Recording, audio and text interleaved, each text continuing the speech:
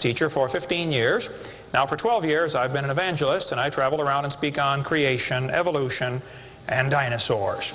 And honor to be here in Coeur d'Alene, Idaho. My first time to preach in your city. How many have been to one of my seminars before or have seen one of the tapes before? Oh, quite a few, okay. How many have not? And how many do not understand the question so far? Okay, that's what I thought. Well, great. It's an honor to be here.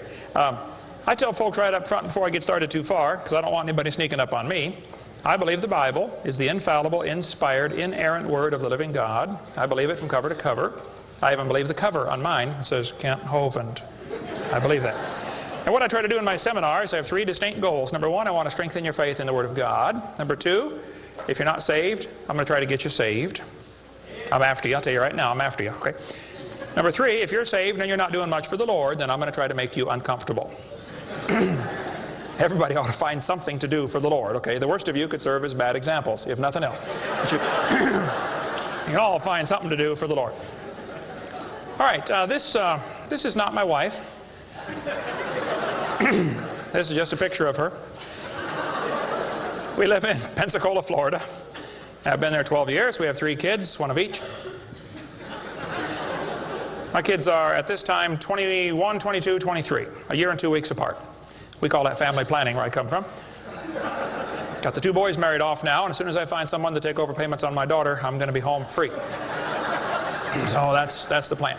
One of my hobbies for many years, I have been collecting science books. I like science. And you can ask any of my kids or ask my wife, when I get bored, which isn't too often around our place, I just read science books. I like science. Taught it for 15 years. Even though I'm not teaching it anymore, I still like to study. It's so many neat things to learn.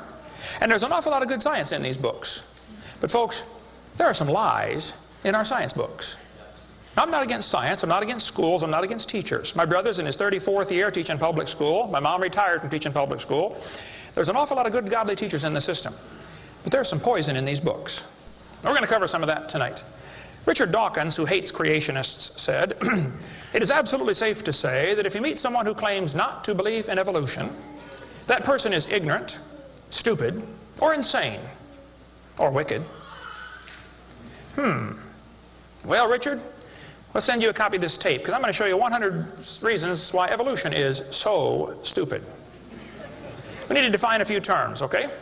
According to the dictionary, stupid means lacking normal intelligence, foolish, silly, a stupid idea, dull and boring. I think evolution is stupid.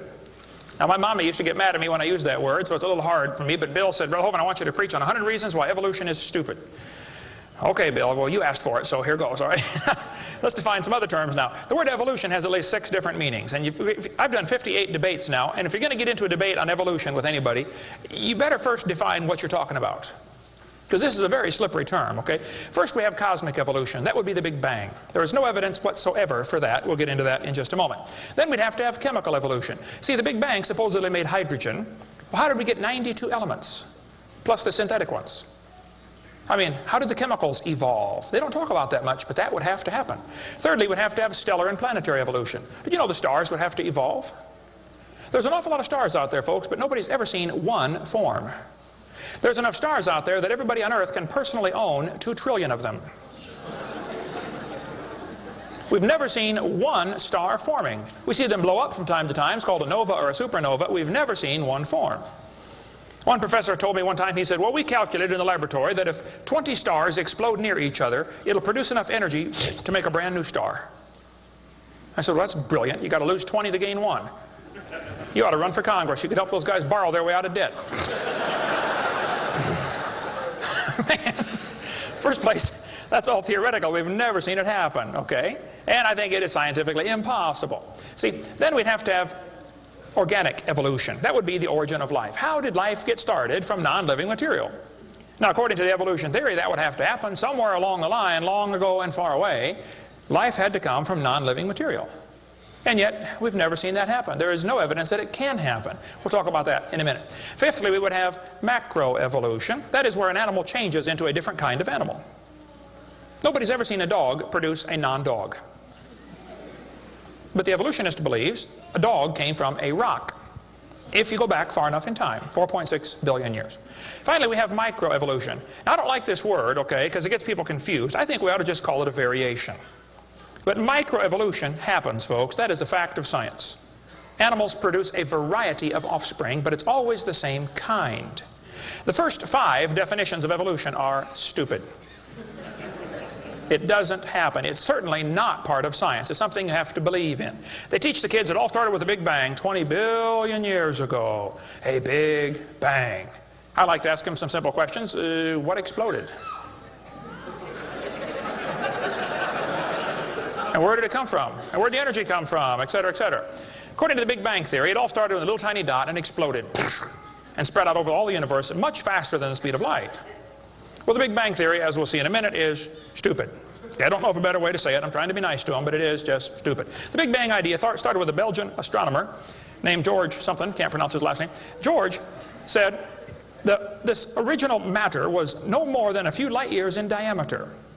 At the very least, that would be 2, or about 12 trillion miles. So they started off teaching a spot 12 trillion miles across was what exploded. Well, they revised that down. In 1965, they said, no, it was only 275 million miles across. Well, that's way down from 12 trillion. 1972, they said, no, it's only 71 million miles across. I don't know how they know this stuff, but this is what they taught, okay? 1974, they said it was only 54,000 miles across. 1983, they said it was the trillionth the diameter of a proton. Now they're saying it's nothing at all. Nothing exploded. And here we are. This is what the textbooks teach. 18 to 20 billion years ago, all the matter in the universe was concentrated into one very dense, very hot region that may have been much smaller than a period on this page. That's stupid. This one says, all of the matter and energy someday will once again be packed into a small area, no bigger than the period at the end of this sentence. Then another Big Bang will occur. It happens every 80 to 100 billion years. So you can forget about global warming. We're going to get squished. Now, this textbook author was brilliant. I could not believe how smart this guy was. He said, boys and girls, nothing really means nothing. You have to be at least that smart to write a book. He said, not only matter and energy would disappear, but also space and time. However, physicists theorize that from this state of nothingness, the universe began in a gigantic explosion. What? Yes, boys and girls, you see, nothing exploded, and here we are. Now, who can argue with logic like that? Man, they even put this in major science journals like Scientific American. This fellow said, the observable universe, that would be us, could have evolved, there's that word again, you got to watch that one, okay, 6 meanings, from an infinitesimal region. In the Greek, that means a dot. It's then tempting to go one step further and speculate that the entire universe evolved from literally nothing. They call that science and put it in a science book. I would call that stupid and put it in the garbage. This is what the books teach. I collect them. I've got hundreds and hundreds of these books from countries all over the world, clear back from 1890s up until the 2001 textbooks. They're teaching this kind of stuff, folks. This one says, all the matter in the universe was drawn into this little tiny dot. And it spun faster and faster. This is what they teach the kids. Some kids doing this for homework tonight, right? It spun faster and faster. One day, it exploded. Big bang. I was talking to a professor from Berkeley one time. I was sitting on the airplane next to a professor from Berkeley University. I don't know if you folks here in Idaho ever heard of Berkeley or not. But Berkeley is not a Bible college. So we got talking about the Big Bang, and he said he believed in the Big Bang Theory. I said, yes, sir, I figured that. You have to teach it at Berkeley. I said, tell me, sir, how did the universe get here?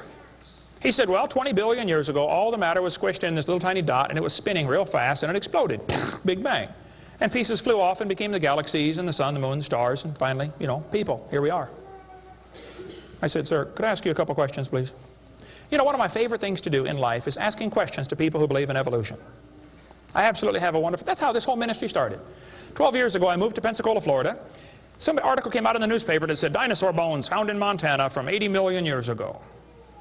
I wrote my first letter to the editor in my life, about 12 years ago. I wrote a letter to the editor. I said, yes, they found dinosaur bones, and yes, it was 40 feet long, and yes, it was found in Montana, but it was not from 80 million years ago. This one probably drowned in the flood in the days of Noah, 4,400 years ago. And you would have thought I shot the sacred cow. Actually, I did. Boy, there began to be quite a battle in the newspaper, letters to the editor flying back and forth, and finally a university called me and asked me to do a debate with one of their professors. Well, I'd never had a debate in my life except with my wife, and I lost those every time. So I was not excited about debating, but I said, well, how do you do it? What do you want? And the guy said, well, you send us 30 questions, and the other guy will send in 30 questions, and we'll discuss those questions for the debate. I said, okay. So I sent him 30 questions. I thought they were perfectly legitimate, fair questions. I said, a woodpecker's tongue goes all the way around the back of his head and comes on top of his left eyebrow, left nostril here. Would you please show me any fossils that have been found, intermediate species between a normal bird and a woodpecker, with his tongue going all the way around his head? What evidence do you have of how this evolved? That question never came up. I don't know what happened to it. But I said, termites chew on wood and they swallow it, but termites can't digest it. It goes into their stomach, and there's little tiny critters in their intestines that actually digest the cellulose. Now, those little critters can't live without the termite, and those termites can't live without those critters. Which one evolved first? I thought it was a fair question, but it never came up. I don't know what happened. I think they lost my list. But anyway, one of my favorite things to do is asking questions to people who believe in evolution. So I asked this professor if I could ask him some questions about the Big Bang. He said, sure, what would you like to know? I said, well, sir, you told me 20 billion years ago all the matter in the universe was squished in this little tiny dot. And it was spinning faster and faster and exploded. I said, where did all this matter come from? He said, well, we don't know that for sure. I said, okay, now, sir, hold it. If I told you that I believe about 6,000 years ago God created the heaven and the earth like the Bible teaches, you're going to say, and where did God come from? And I don't know. But you said 20 billion years ago there was a Big Bang, and you don't know where the dirt came from. So basically, I believe in the beginning God, and you believe in the beginning dirt. Don't tell me my theory is religious and yours is science. Oh, no, sir, they're both religious. The news media tries to make it look like it is religion versus science. I did a debate in El Paso, Texas here recently, and the news media wrote an article. They said, religious and scientific leaders debate evolution.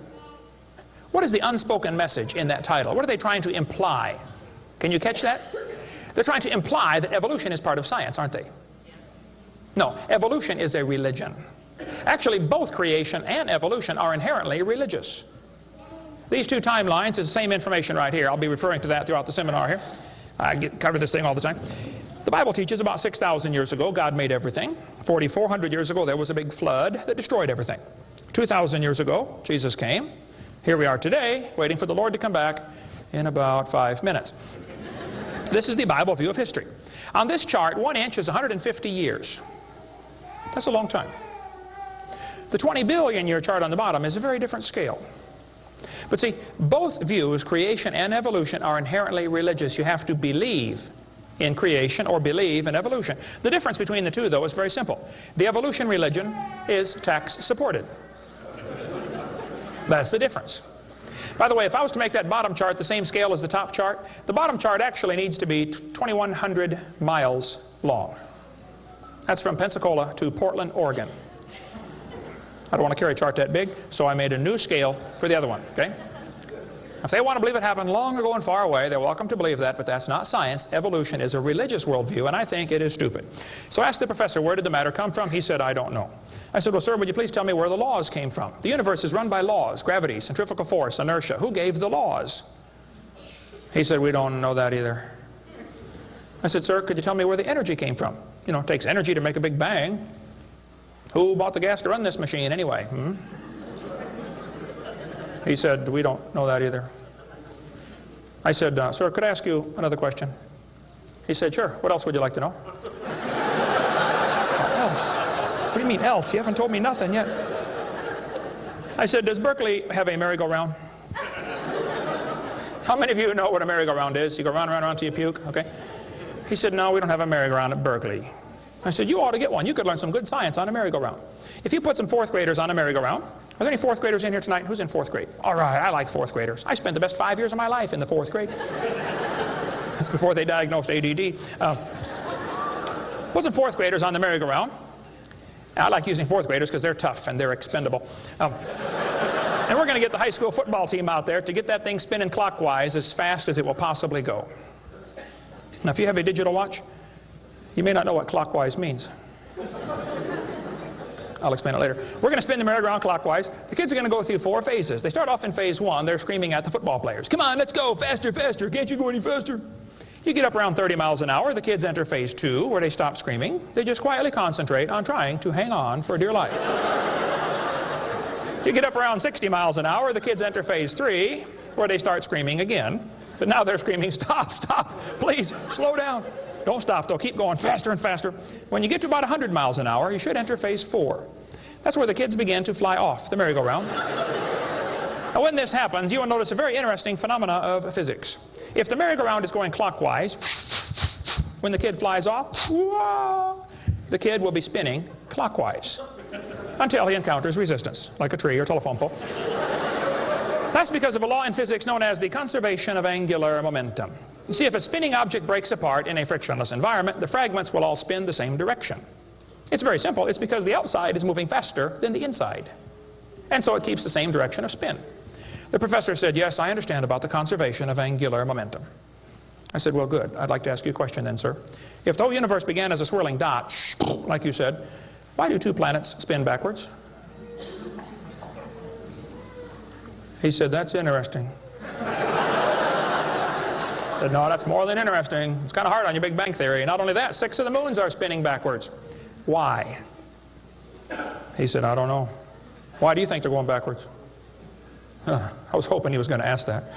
I said, well, sir, I believe it's very simple. You see, I believe in the beginning God created the heaven and the earth, and God did it that way on purpose, just to make the Big Bang Theory look stupid.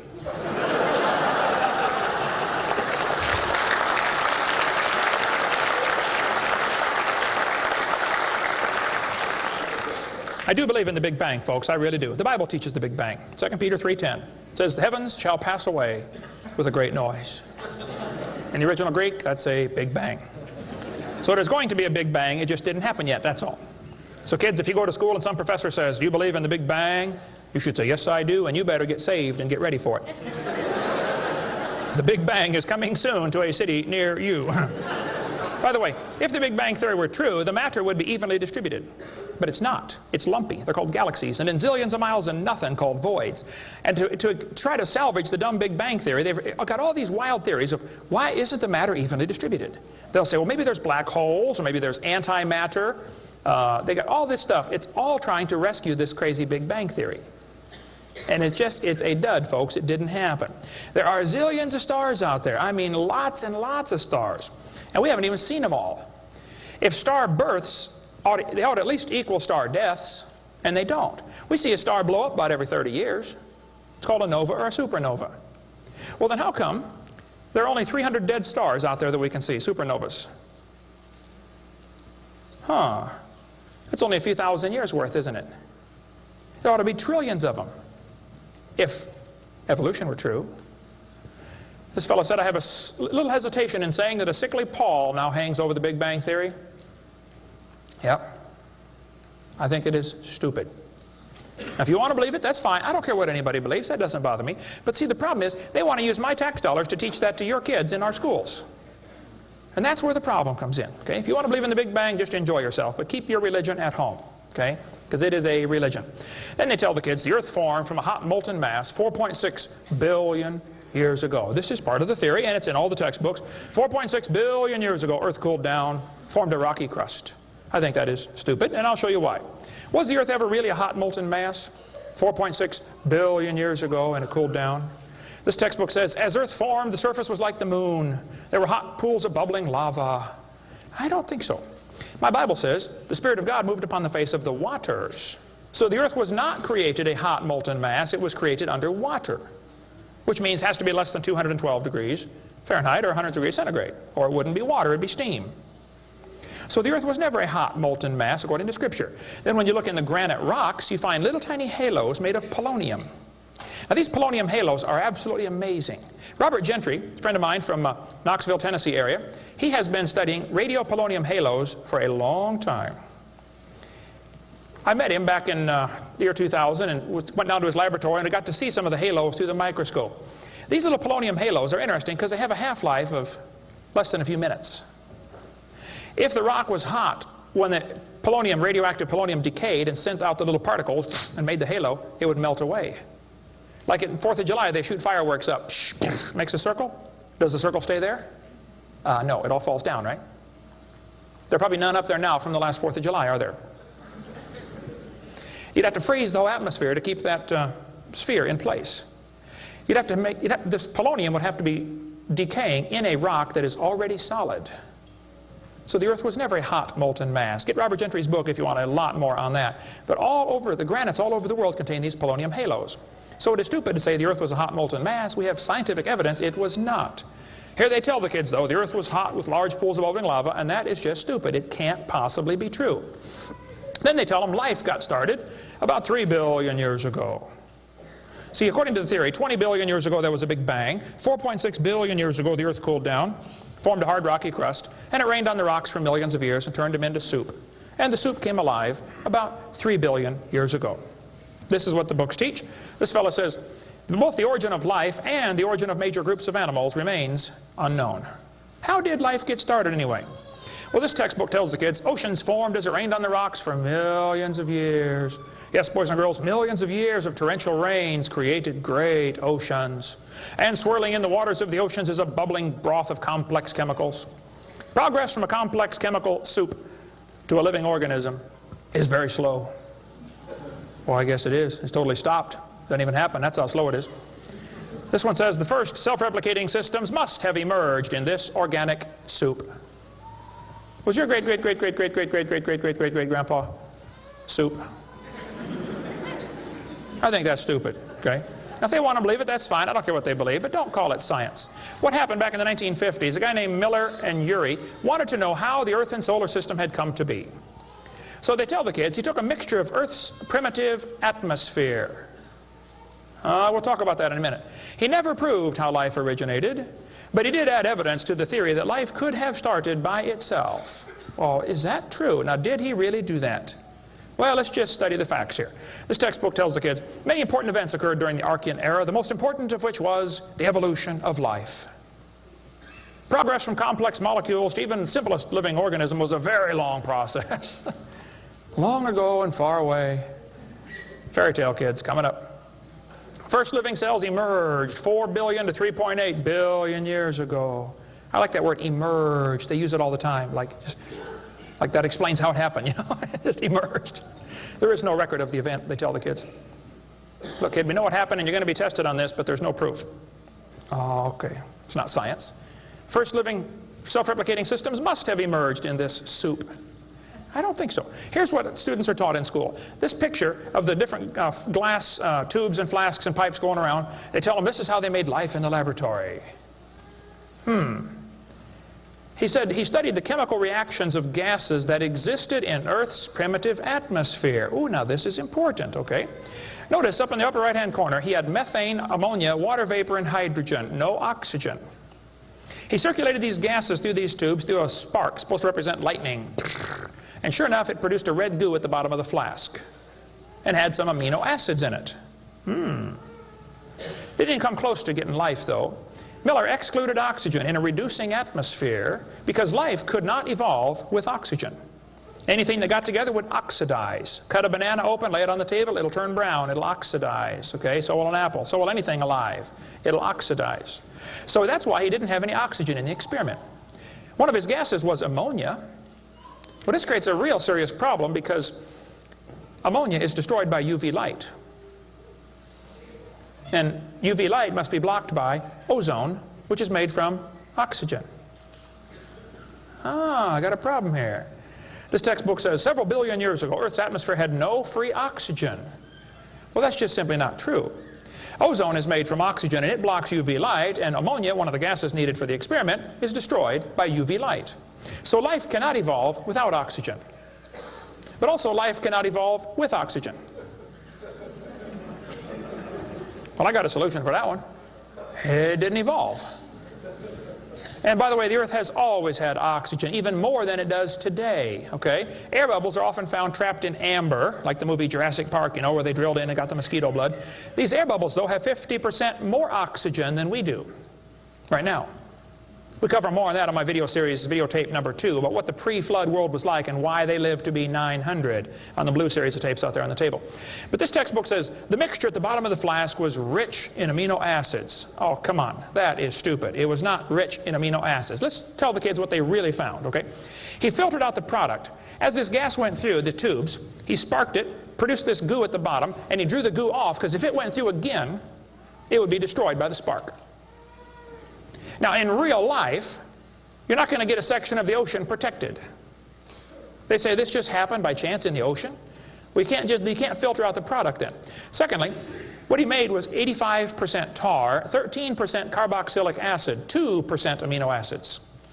So 98% of his mixture was poisonous to life. I would not call that a success. And there are 20 different amino acids, sort of like 26 letters in the alphabet. There are 20 amino acids. Those amino acids go together to make proteins, like letters go together to make sentences. Mostly he made just 2 of these amino acids. And they bond with the tar and the acid very quickly, more readily than with each other. It was a failure as an experiment. Amino acids are like letters of the alphabet, sort of like building blocks. You have to have a bunch of amino acids to make a protein. Then you have to have a bunch of proteins to make a cell. And you got to have a bunch of cells to make an organism. And one cell is more complex than a space shuttle. And all he got was a couple of the amino acids. That's like me dropping toothpicks, and I happen to make a few letters of the alphabet. That's possible, isn't it? Toothpicks could fall in the shape of a T, or an H, or an I, or an E. That's possible. But if I'm able to drop toothpicks and produce a few letters of the alphabet, should I therefore conclude that nobody wrote Webster's dictionary? The difference between making a letter with toothpicks and making Webster's dictionary is about like making an amino acid and making a living cell. He didn't come close to making life. He made the equivalent of a few letters, and he actually needed to make huge books. And half of his letters were backwards, left-handed. This creates a real problem, since the simplest proteins, the smallest proteins, have 70 to 100 amino acids, all of them left-handed. This really compounds his problem. RNA and DNA are all right-handed molecules, and they are unbelievably complex. And hundreds of these amino acids must combine to make a protein, and this has to be in a precise order. And they unbond in water much faster than they bond, and last time I checked, the oceans are completely full of water.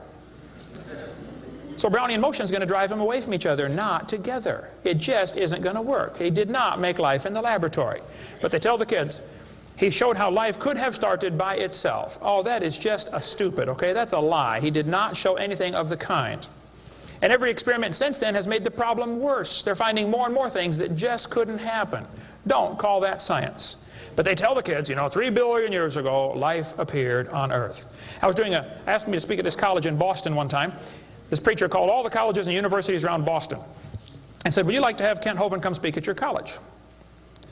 Finally, one professor said, yes, he can come speak at our school if our professors can ask him any questions they want, because we want to show our students how dumb these creationists really are. So the preacher called me and said, Brother Hovind, would you like to speak at this college and let them make fun of you for a couple hours? I said I would be honored. So I showed up. There were 6 professors and all their students. You know, I felt like Daniel in the lion's den. I got my charts out and I said, now folks, I believe the Bible. Nobody cheered. I said, I believe about 6,000 years ago God made everything. The world's not millions of years old. 4.6 billion years ago, there was a big flood. I'm sorry, 4,400 years ago, there was a big flood. Not 4.6. And 2,000 years ago, Jesus came, and I gave them the basic Bible story, okay? Then I told them what they believe. Because most of them don't know what they believe. You have to tell them. You guys believe 20 billion years ago there was a big bang where nothing exploded and produced everything. 4.6 billion years ago the earth cooled down, made a hard rocky crust. It rained on the rocks for millions of years, turned them into soup, and the soup came alive 3 billion years ago. And this early life form found somebody to marry. Boy, now that's a good trick. And something to eat, of course, and slowly evolved into everything we see today. One professor was getting kind of upset about this time.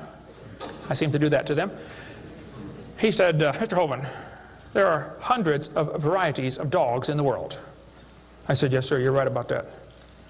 He said, "Do you mean to tell me that you believe all these dogs came from 2 dogs off of Noah's Ark? You expect me to believe that?" Ha, ha, ha.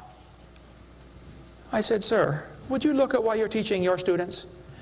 You're teaching your students that all the dogs in the world came from a rock."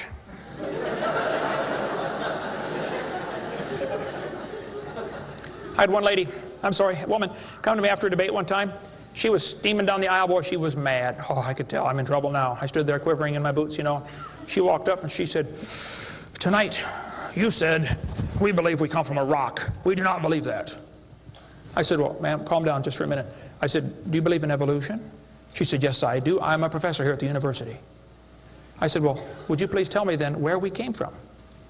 She said, "We came from a macromolecule." I said, "Where did that come from?" She said, "From the oceans, from the prebiotic soup." I said, "Where did that come from?" She said, "Well, it rained on the rocks for millions of years." And you could see it was slowly dawning on her. I do believe I come from a rock, don't I? Yes, ma'am, you do. You ought to be proud of it. Hey, don't step on Grandpa, whatever you do. Look, that's stupid, okay? There's no kind way to say it.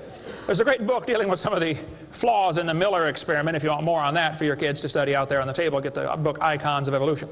Then they tell the kids that these plants and animals, not only did life evolve from non-living material, then this life had to learn to reproduce itself. Why would any organism want to reproduce more of its own kind when that's only going to increase competition for the food supply? Why didn't they instead evolve the ability to live forever and be happy? Huh? You ever think about that? I was in a debate one time, and we had question and answer time at the end. The student stood up and he said to the evolutionist, he said, "Sir, how did male and female evolve?" The professor got up and he said, "Well, that is a giant mother may I step in the evolution story."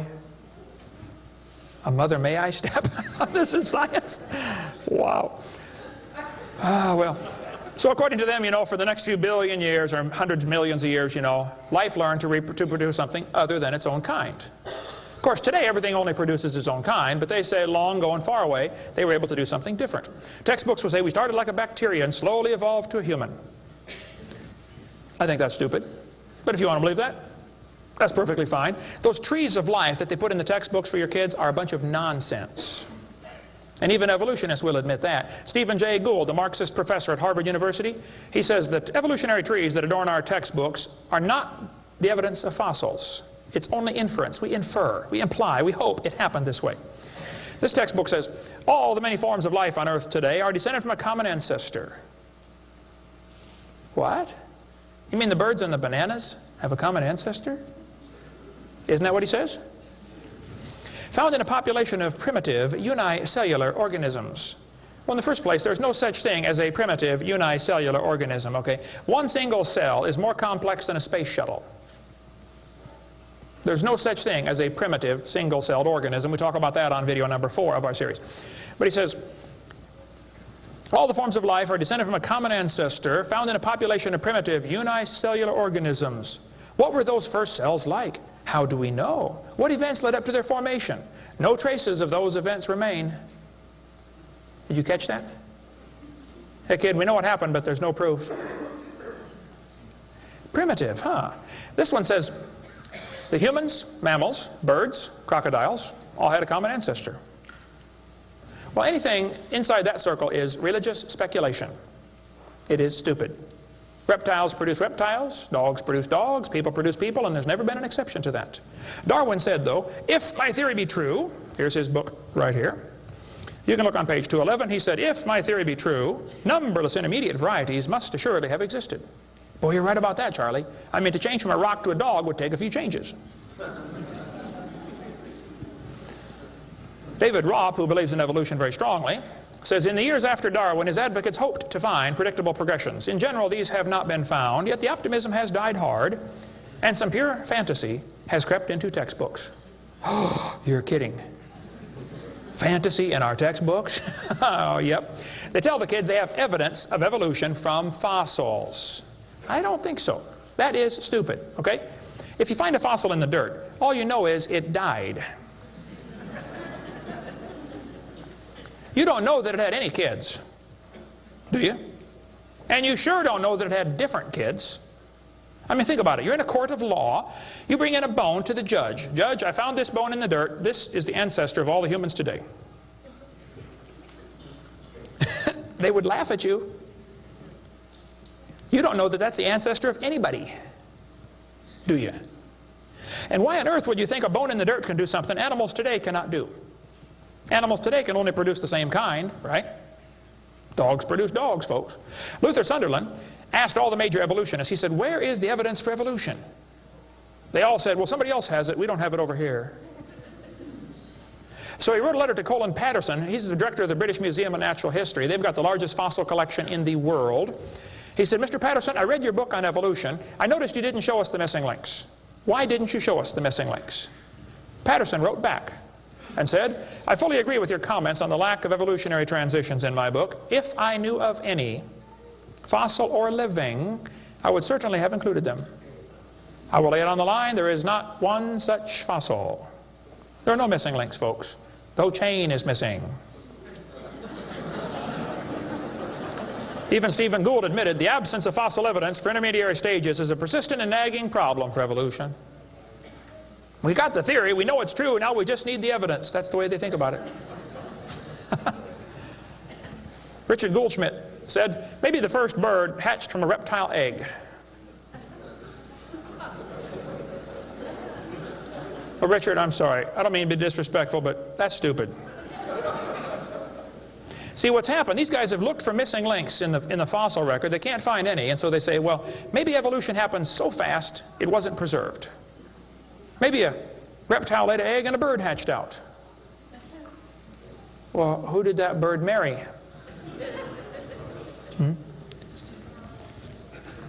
There's only about a zillion differences between a reptile and a bird. We'll get into that later sometime if we get time. But if they want to believe that, that's perfectly fine.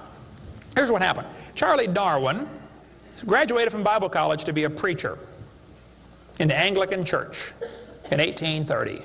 He couldn't get a job, so his dad pulled a few strings and got him a job on board HMS Beagle. He's going to sail around the world and collect bugs. And while he's sailing around, he stopped off at these islands right there called the Galapagos Islands. There on those islands, Charlie noticed there were 14 different varieties of finches. Charlie studied the birds very carefully and said, you know what, I think all these birds had a common ancestor. I bet you're right, Charlie. It was a bird. And then Charlie said in his book on page 170, he said, it is a truly wonderful fact that all animals and all plants throughout all time and space should be related to each other. Now, hold on a minute. You see 14 kinds of birds, and you conclude that birds and bananas are related. That's stupid. You should conclude that those 14 kinds of birds had a common ancestor, but that's as far as it ever goes, folks, okay? I don't know of a kind way to say it, Charlie, but that's stupid. Okay, we don't ever see a bird produce a non-bird. See, dogs produce dogs, and you might get quite a variety of dogs. Roses produce roses. That is called microevolution. Now, that is a fact, folks. It happens. It is observable. It is scientific. I don't think we ought to use that word, microevolution. We should just call it a variation. But they use it, so, just so I qualify that, it's a lousy term. It gives what's called a free rider effect to the rest of the 5 religious ideas of evolution. You might get a big dog or a little dog, but you're always going to get a dog when you crossbreed your dogs. And I would go so far as to say probably the dog, the wolf, and the coyote had a common ancestor. This Irish textbook shows different dogs, and it calls it divergent evolution. Oh, come on. Giving it a fancy name doesn't change a thing. It is still a dog. And a 3-year-old can tell you. Anybody in here 5 years old? Who's 5 years old? 5 years old. What's your name? Misty. Here we have a dog, a wolf, a coyote, and a banana. Which one is not like the others? Dog, wolf, coyote, and banana. Banana. All right, let's give Misty a hand. Very good. The other ones. Some of these college professors can't tell. Look, there's a variety of dogs, folks, and they probably had a common ancestor. It was a dog. Okay? It's just a dog. See, variations happen within the dog kind. You get a big dog or a little dog, but there are limits to these variations. Haven't the farmers been trying to breed for bigger pigs for a long time? They try to get the biggest pig they can, don't they? Do you think they'll ever get a pig as big as Texas? I bet there's a limit in there somewhere, isn't there? Roaches become resistant to pesticides after a while. Do you think they'll ever become resistant to a sledgehammer? I bet there's a limit. Yeah, okay. They still produce the same kind of plant or animal. That's not evolution. That's just a variation of the same kind, okay? And the information for that variety was already present in the gene pool. No new information is ever added. The dogs or the pigs don't learn to fly or become pink. Okay, there's no new information added, just scrambled information. And the gene pool of the new variety is now more limited than before. Somebody spent years crossbreeding dogs to develop a Chihuahua. All that work to make a dog that is 100% useless.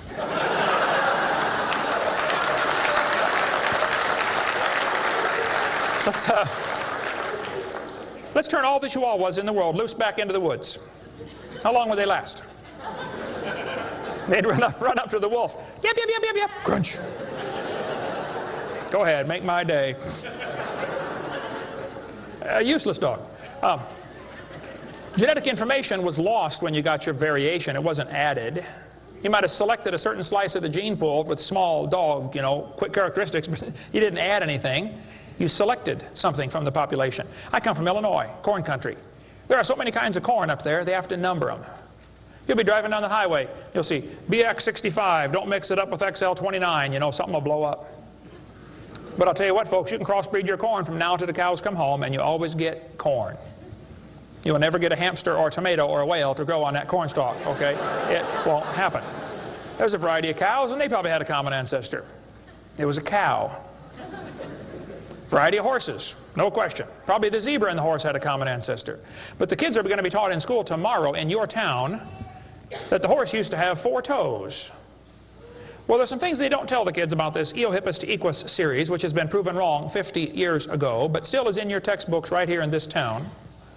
They don't tell them the original so-called horse is the size of a fox. It was a meat eater and had 18 pairs of ribs. The next one had 15 pairs of ribs. A couple of trips through the buzzsaw did that. And then it miraculously grew back 19 pairs of ribs as it evolved, and then back to 18. They also don't tell them the whole thing's been proven wrong a long time ago. Like this guy says in the biology textbook, other examples like the gradual evolution of the horse have not held up under close examination. That's a polite way of saying it's proven wrong, okay? This G.G. Simpson back in 1950 said the example of the horse family has been unintentionally falsified. They knew 50 years ago this was false.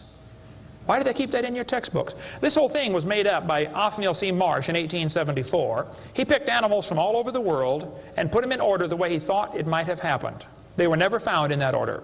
Modern horses are found in the same layers as the so-called ancient Equus or Eohippus horse. They're found in the same layer. So it can't be the ancestor, that's for sure. The ancient horse is nothing but a Hyracotherium, which is still alive today. By the way, the ribs, the toes, the teeth are very different in these animals. In South America, the fossils go exactly backwards. Instead of 3-toed to 1-toed, it goes 1-toed to 3-toed in the fossil order. They won't talk about that much, but you check it out. That's a fact, folks. They're never found in the order presented in the textbooks. 3-toed and 1-toed gray side by side. Plenty of information on the internet about that. Tulsa Zoo finally took out their display because so many folks complain, why do you have this horse evolution display in the zoo? It's been proven wrong 50 years ago. Take it out. And you folks ought to get together with your school board and say, look, on page whatever it is, 952 of our textbook, it says the horse evolved from a 4-toed ancestor. Let's cut this page out. If you had a page in your textbook teaching the kids the earth was flat, would it be okay to demand that that page be removed? You don't have to buy a whole new book. Just cut the page out. It won't cost the school anything. How many of you would volunteer to help cut the pages out and bring your own scissors? See? Won't cost them a dime. And you send me your book and I'll show you which pages need to be taken out. I've read hundreds of them. I can find them like that. Free of charge. I'll donate my time. Peabody Museum still has the horse evolution on display. As I stood, I've been there many times. It makes my blood boil every time I walk in that place. I'm standing there looking at this lie proven wrong 50 years ago while hundreds of kids come through in school groups. The kids are never told, well, this has been proven wrong, boys and girls. They asked the folks at the Tulsa Zoo before they took the display down, they said, why don't you take this display down? The zoo director said, we don't have the funding to remove it. I've got all the letters back and forth on that. Man, Folks, there's quite a variety of horses today, okay? There's big horses and little horses. I was in Baton Rouge, Louisiana a few months ago. Got to see where they raise the 30-inch tall horses. I mean, my dog's bigger than that. What do you do with a 30-inch horse? Look at it, I guess is about it. And they sell them for $10,000. Sucker born every minute, I guess. But one lady wrote me a letter and said, Mr. Hovind, we crossbreed zebras, ponies, horses, and mules. Not mules, the jackass, and we raise zonkies, zorses, zeonies. They cross every which way. Well, that's probably because they're the original same kind. No problem there. You want to see all the fatal flaws in the horse evolution story, get the book out there, Icons of Evolution. So then they're going to tell the kids, well, we have evidence for this theory. We think that one animal changed to another, and we can show evidence because many animals have similar forelimb structure. This is called the argument from homology. Well, what do they tell the kids? They'll say, boys and girls, you have two bones in your wrist, radius and ulna. And boys and girls, look at the whale's flipper carefully. Did you know the whale has two bones in his flipper? And they're called the radius and the ulna? Same as ours. Wow. Who named them, teacher? The whale? Think about it. But this is one of the evidences for evolution. They're going to say, boys and girls, comparative anatomy provides further evidence of evolution. The commonalities suggest that these and other vertebrate animals are all related. They probably evolved from a common ancestor. Well, duh.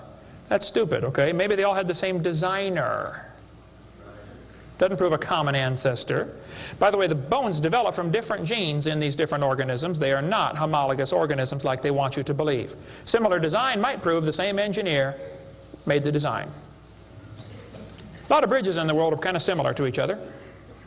You can go compare, different suspension bridges around the world, Golden Gate Bridge and other bridges, and there's a lot of similarities. That doesn't prove one is the father of the other, or that a tornado put them up.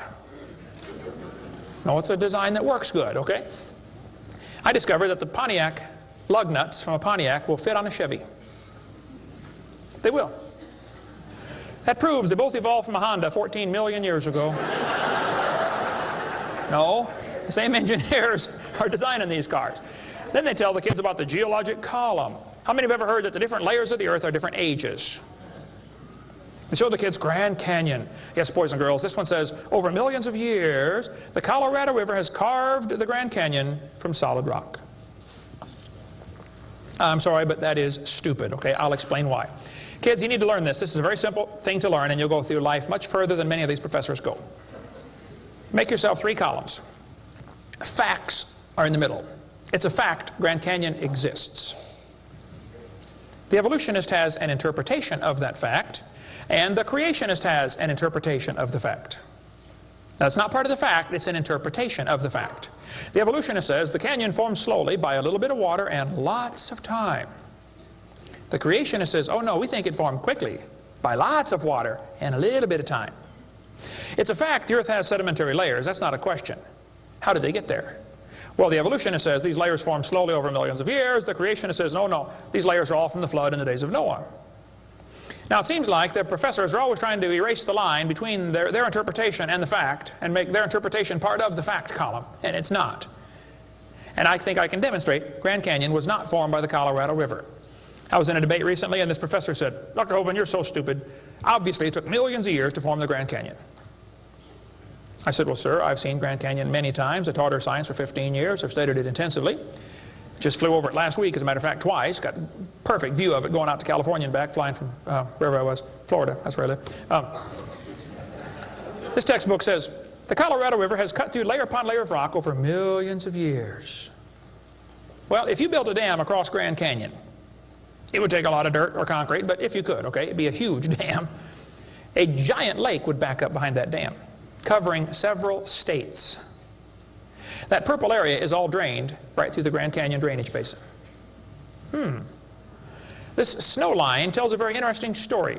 In between these 2 red lines is snow. This is a picture from a satellite showing about 150 or 200 miles of the canyon area. Real wide shot. The river enters the canyon at the far right. The river is 2,800 feet above sea level. As it goes down through the canyon, the ground is rising up. It's called the Kaibab uplift, okay? The uplift is 7,000 or 8,000 feet above sea level. Interesting. The river flows downhill. All rivers flow downhill.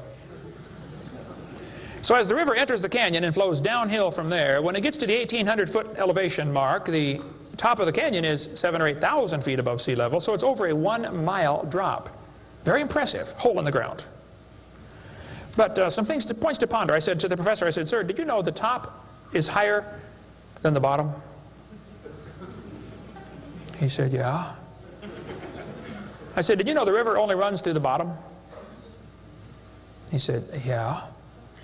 I said, "Sir, the top is higher than where the river enters the canyon by 4,000 feet. Rivers don't flow uphill. There's no delta. Where's all the mud that washed out? There's no way that river made that canyon. Grand Canyon is a breached dam, a spillway that washed out. There was a lake probably for some length of time after the flood. It got too full and all that water went roaring through there. Probably carved that canyon out in a couple of weeks. Not millions of years. Absolutely impossible for that river to have made that canyon. We cover lots more on that on videotape number 6 of our series. But they tell the kids, the Colorado River made this canyon slowly over millions of years. I'm sorry, that is stupid. That can't possibly be true. They need to learn the facts. Charlie Lyell, back in 1830, he was a lawyer from Scotland. Somebody calculated one time that if all the lawyers in the world were laid end to end around the equator, we would all be better off. Charlie Lyell hated the Bible. In 1830, he wrote this book right here. Oh, I got it down on the table. I picked up the wrong one. Principles of Geology. Here it is on this table. Charlie Lyell wrote this book, 1830. In this book, he mocked at scriptures. He hated the Bible. You can see it mocking all through they're here. In here, he and other fellows back in that time, Cuvier, Steno, Strata Smith, and some of these guys, they invented the geologic column. How many have ever heard of the geologic column before? They say each of the layers is a different age, you know, Cenozoic, Mesozoic, Paleozoic, Archeozoic, all them Zoic boys. And they gave each layer of rock a name, like maybe you saw the movie Jurassic Park, and an age, and an index fossil. This was done in 1830, way before there ever was a carbon dating or potassium argon dating or lead-208, lead-206, uranium-235, uranium-238. Didn't exist, folks. The dating text didn't exist. They just made up these numbers out of the clear blue sky. The geologic column is the Bible for the evolutionist. It can only be found one place in the world, the textbooks. There's no geologic column, and they know it. This fellow says, if there were a column of sediments, unfortunately, no such column exists. The geologic column is a hoax. Does not exist. It is stupid. Those layers cannot be different ages. If the geologic column were all in one place, it would be 100 miles thick. Didn't happen. By the way, if the geologic column were true, if you look at the side of Grand Canyon and see all these thousands of layers, why are there no erosion marks between the layers? Don't you think if one layer sat there for 10 million years waiting for the next one, it would rain once or twice? No erosion marks between the layers. Interesting. Oh, something to consider anyway. Those layers are all deposited very rapidly, and I think we can demonstrate that scientifically. If you take a jar of dirt, put some water in it and shake it up, and set it down, it'll settle into layers for you automatically. It just takes a few minutes. It's called hydrologic sorting. The gravels go to the bottom, and then the sands and the silts and the clays. It'll sort just like that, folks. Go home and do it with a jar. You'll see what I'm talking about. Years ago, I was preaching in Union Center, South Dakota. Union Center is right there. It's not even on the map. There are 40 people in the whole town. 38 of them came to church. I don't know where the other 2 were. But they showed up later, I guess. But the preacher said, "Hey, Brother Hovind, let's go down to Rapid City, South Dakota. They've got a museum down there with a bunch of dinosaur bones." I said, "All right, I like dinosaurs. Let's go." So we all drove down to the museum. The guide met us at the door. He said, "Would you like me to give you a tour?" We said, "That would be great, sir." The first place we stopped on the tour was the geologic time scale, the big chart. They got it behind glass so the kids can't touch it. You know, this is holy, sacred.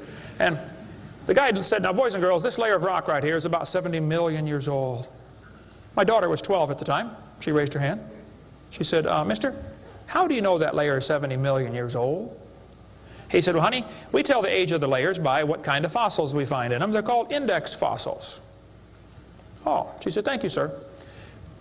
We walked around the other side of the dinosaur, and we're standing over here, and the guide said, now folks, these bones you're looking at are about 100 million years old. My daughter raised her hand again. She said, mister, how do you know those bones are 100 million years old? He said, honey, that's a good question. We tell the age of the bones by which layer they come from. She said, excuse me, sir, but when we were standing over there, you told me you knew the age of the layers by the bones, and now you're telling me you know the age of the bones by the layers. She said, isn't that circular reasoning?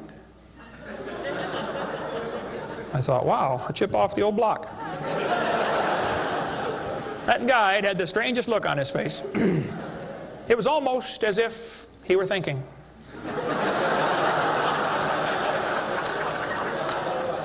He looked at my daughter. He looked at me. I wasn't about to help him. I thought, wow, this is going to be good. I got to hear this. He looked back at my daughter. He said, you know, you're right. That is circular reasoning. I never thought of that before. Folks, geologic column is a joke. It doesn't exist. It's all based on circular reasoning. We can demonstrate that clearly. Get our video number 4 if you want more information on how it's all based on circular reasoning. I'll just give you a couple of quotes here.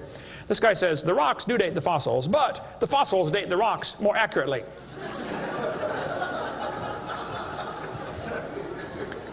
Stratigraphy cannot avoid this kind of reasoning if it insists on using only temporal concepts because circularity is inherent. You have to use circular reasoning to get it right. Well, that's stupid. And you don't need to be too bright to figure out that's stupid, okay? This geologic column contains limestone scattered all throughout the geologic column. I like to ask him the question, I say, fellows, you have limestone scattered all through this column. How do you know the age? It's all limestone. I mean, if I handed you a piece of limestone, how would you know if it's 100 million year old Jurassic limestone or a 600 million year old Cambrian limestone? I mean, how would you tell the difference? There's only one way they can tell, by the index fossils. That's how it's done, folks. That is stupid. Because those fossils don't count for anything, as we'll see in a minute. They tell the kids each of these layers is a different age. 100 million, 200 million, 300 million, real impressive, huge numbers. Now, Charlie Darwin did not like round numbers. He wanted to be more precise. He said the Wealdian deposits are 306,662,400 years old. Now, okay, Charlie, I think that's stupid. Those layers are not different ages, folks. All over the world we find petrified trees standing up, running through multiple rock layers. Now, if you get a petrified tree standing up, running through different rock layers, I don't think it's smart to say those layers are vastly different ages. Petrified trees in the vertical position, they find them all over the world. Okay, here's one from Alabama.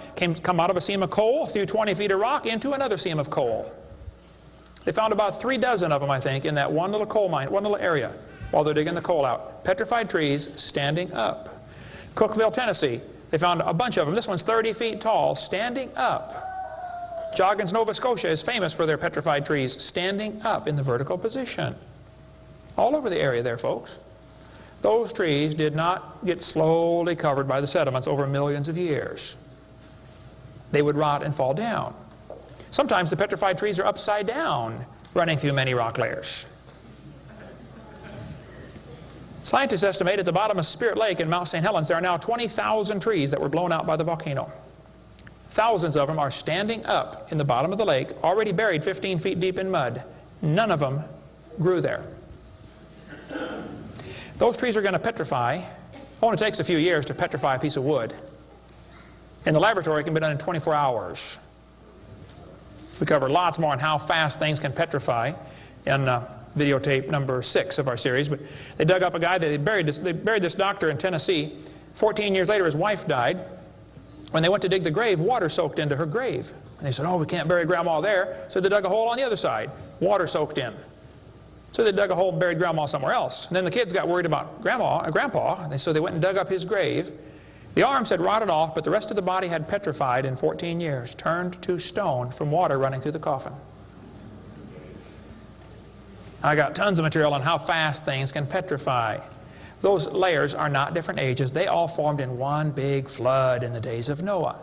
To tell the kids the layers are different ages is stupid. That just simply is not true. So what about carbon dating and potassium argon dating and rubidium strontium dating and lead 208, lead 206, uranium 235, uranium 238? Well, we'll cover that after a quick break here. Show you some ways that this is just stupid, okay? That's not a way to tell the age of anything. We're going to give you some more evidence that evolution is stupid. Now, if you want to believe in it, that's perfectly fine. I don't care what you believe in. But the devil is laughing at you for believing in that. He has you fooled, and he is laughing at you. Okay? If you want to believe you came from a rock, well, you just enjoy yourself. But that's not science. God made this world. God loves you. God has a plan for your life. And if you don't want it, well, that's your business. But God loves you, and He wants you to come to heaven. And if you'd like to find out how to go to heaven, come see me. I'll be glad to show you. I'm going. It's not because I'm good.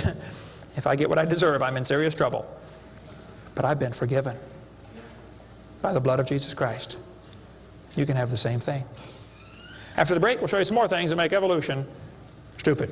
Coming up next. Thank you.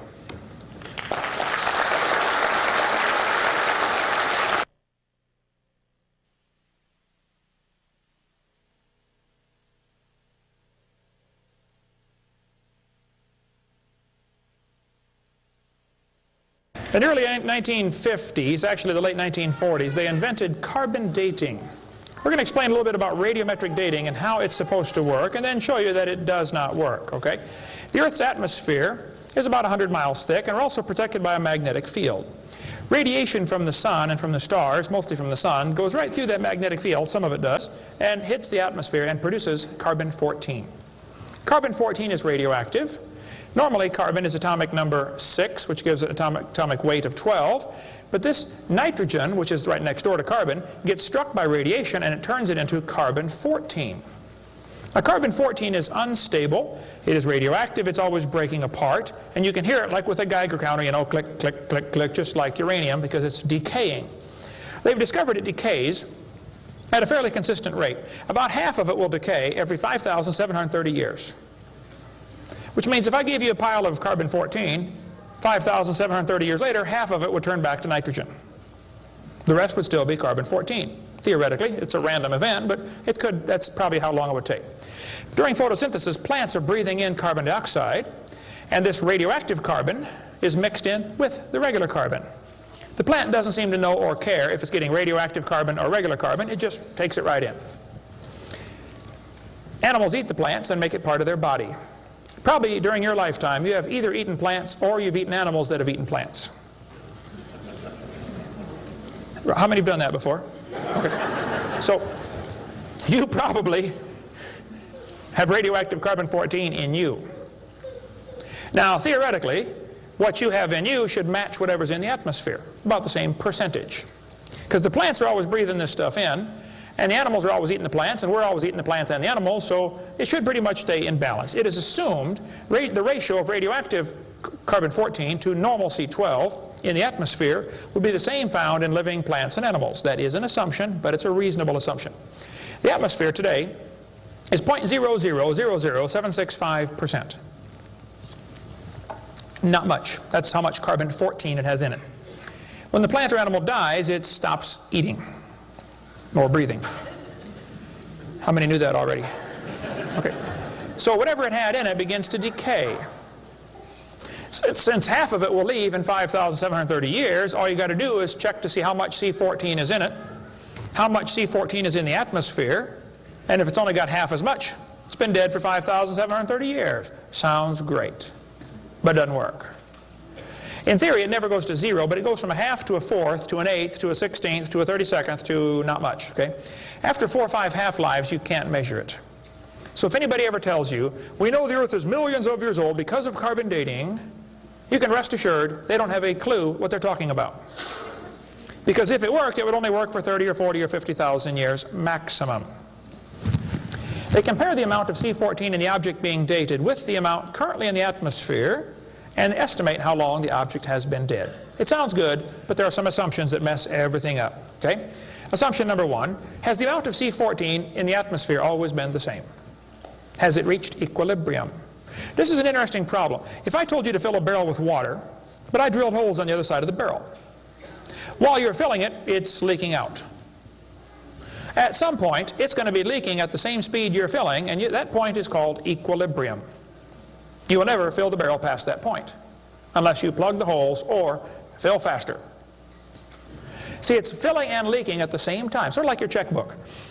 You know, you put it in and it leaks out, okay? Hopefully you want to at least be at equilibrium, okay? If less than that, you're going to be in trouble eventually. See, if your outgo exceeds your income, your upkeep will be your downfall every time. Well, they say if you took a brand new planet Earth and stuck it out in the solar system, the sun would start producing carbon-14. It would start decaying also right away, and it would take about 30,000 years to reach this equilibrium point. Well, Willard Libby and others who invented carbon-14, University of Chicago in 1947 to 53, he got a Nobel Prize for it in there somewhere. He said, well, it would take 30,000 years to reach equilibrium. He said, well, we know the Earth is millions of years old. Mistake number one. So we can ignore the equilibrium problem. Mistake number two. The Earth's atmosphere has still not reached equilibrium. There's more C14 now than there was 10 years ago, which proves the Earth is less than 30,000 years old, which I could have told them just from reading my Bible. See, if an animal is still alive, be it plant or animal, okay, it should have about 16 clicks per minute on your Geiger counter per gram if it's 0 years old. Actually, 0 years dead. If it's getting only 8 clicks per minute, then it's 5,730 years old. If it's giving you 4 clicks per minute, it's gone through 2 half-lives. It's 11,000 years old. If it's 2 clicks per minute, it's 17,000 years old. This is how they date it.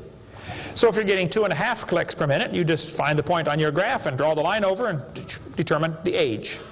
Sounds real simple, but it doesn't work. If we had walked into a room and found a candle burning on the table, and I asked you the question, when was it lit? You say, I don't know, Mr. Hovind, it's burning when I got here. Okay, well then let's do some empirical science. Empirical science is things we can test and measure and observe and test. Not theoretical, I mean empirical. We can measure it and weigh it. Let's measure the height of the candle. Suppose the candle is 7 inches tall.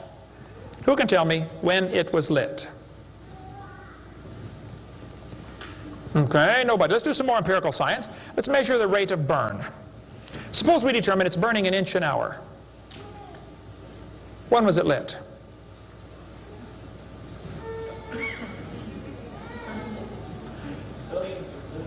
Billions of years ago.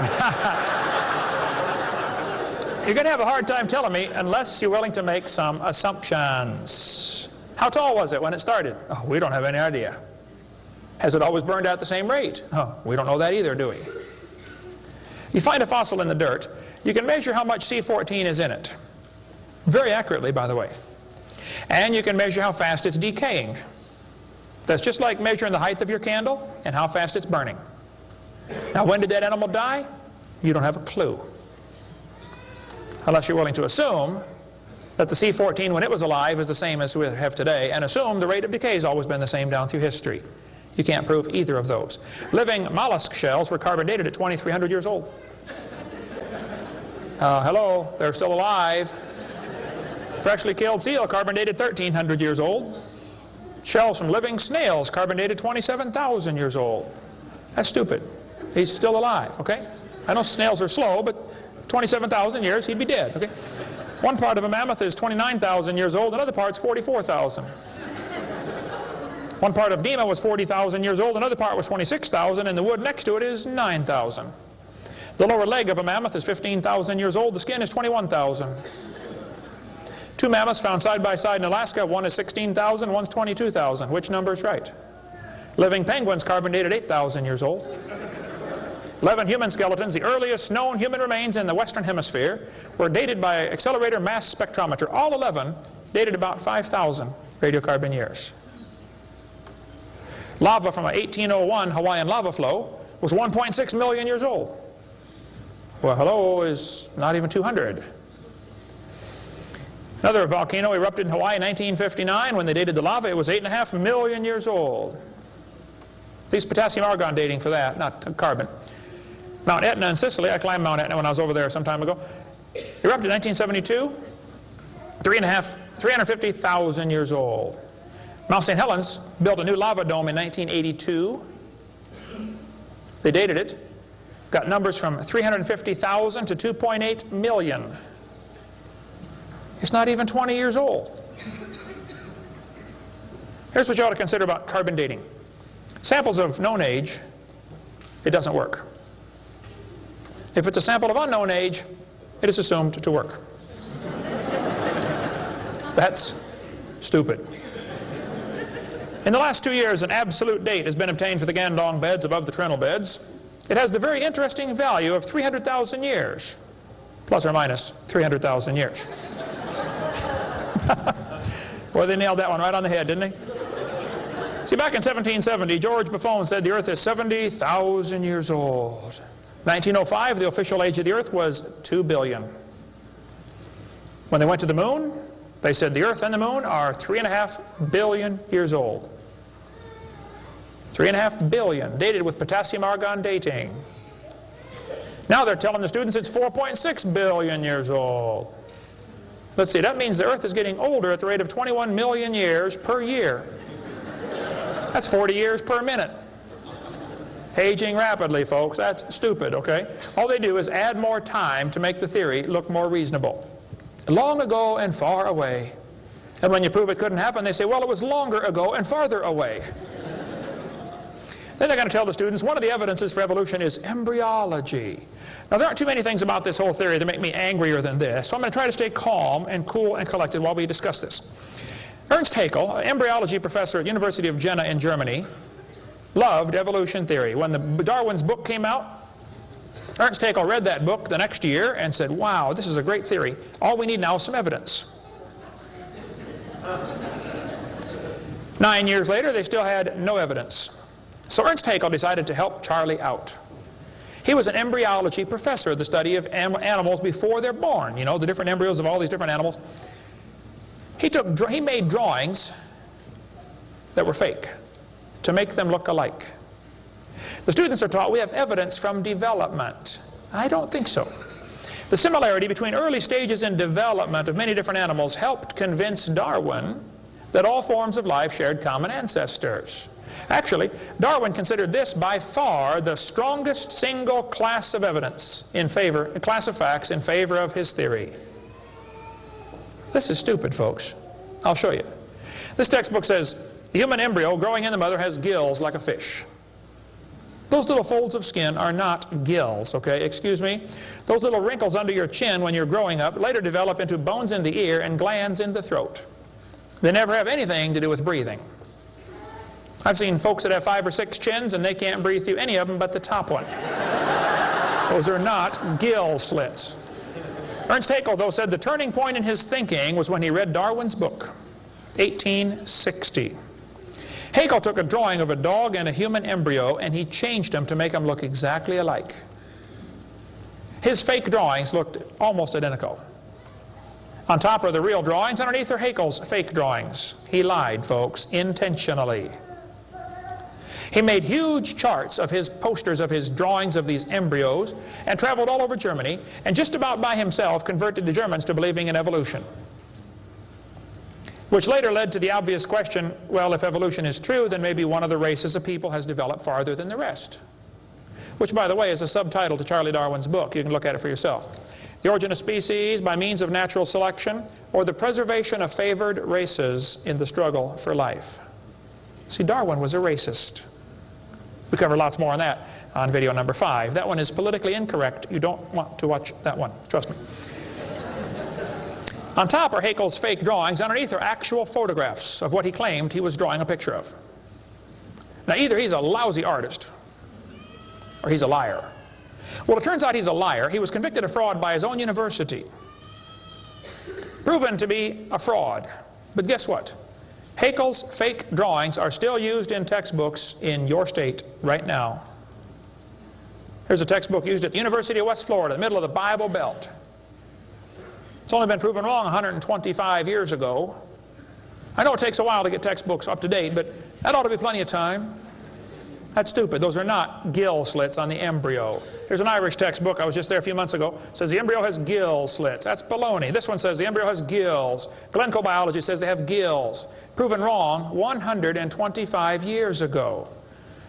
This biology textbook says the human embryo has gills. Here's this Tim Barra writing his book on the myth of creationism. And he mentions the gills are evidence for evolution. You're only 115 years behind, Tim. Miller's still teaching it 125 years after it was proven wrong. I debated Miller on the radio on a St. Louis radio station one time. There's a college textbook still teaching the kids the embryo has gills. This one says, it shows the kids a 5 to 6 week embryo, but it says by 7 months, the fetus looks from the outside like a tiny normal baby, but it's not. It's not a baby at 7 months. Excuse me? A whole bunch of kids born at 5.5 months survive, 34%. That's stupid to say it's not a baby at 7 months development. Maybe you heard about the woman that had surgery on her baby before it was born. They cut the mother open, cut the uterus open. The 5-month-old baby, 5 months in development, reached out and grabbed the doctor's finger. It's not a baby, huh? If it's not a human being, what kind of being is it? If it's not alive, why is it growing? Why do they keep that in the textbooks? Well, that's the only way to justify abortion. They want you to think it's not a human yet. Just a fish with gills. No, it's a human the instant it's conceived. And abortion is murder. Plain and simple. We covered lots more on that on my videotape number 4. You don't want to watch that one either. Then they're going to tell the kids, we've got evidence for evolution because dinosaurs turned to birds.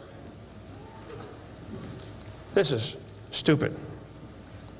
This guy says, dinosaurs are alive as birds.